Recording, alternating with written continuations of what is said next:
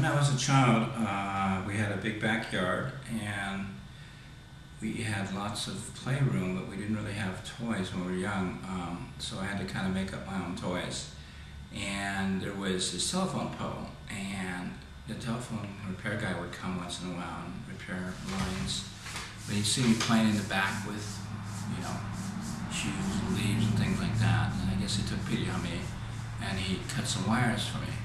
So I started to create people out of those wires, and those wires eventually became little armies. And then I started to implement clay armies and then foil armies, and it just taught me a love for materials, color and texture, and how they felt and how they looked. So that was like when I was 4 or 5. So that love for art continued through elementary school, through middle school, high school, and eventually in college I started majoring in it because it was the only thing that really fueled my passion. Nothing else could ignite me like doing art. I have to say that my inspiration, what ignites me, what really gets me going as far as doing art and sculpture and painting and mixed media is the yearning for something, the longing for something. So you see a lot of women in a lot of my earlier pieces specifically because I long for that. I had a long 14-year relationship which broke up in 2000, and that time period was a pretty fertile period from that time to now of me trying to be close to a female as icon rather than real human being.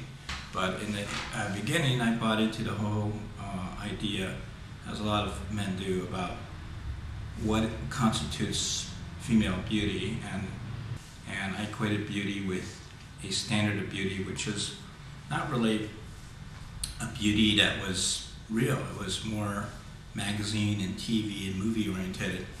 And so I brought that actually out in my pieces. A lot of them explore that idea more so than other pieces. I think I have gotten away from the exploitation of the female image for the yearning and longing that I had in my heart. Now it's more about the power and the grace of what I see when I see women. And a lot of these pieces are about animals, and that's a fury that I felt in myself, the anger and the kind of animalistic urge to create and destroy at the same time. And there's also mythology and religion because I was brought up as a Catholic, and although I'm an atheist now, I still buy into the iconography of Catholicism because it's so beautiful. Stained glass, the red glass, candles, the scents, the communion, the exchange of handshakes, those are all very powerful to me.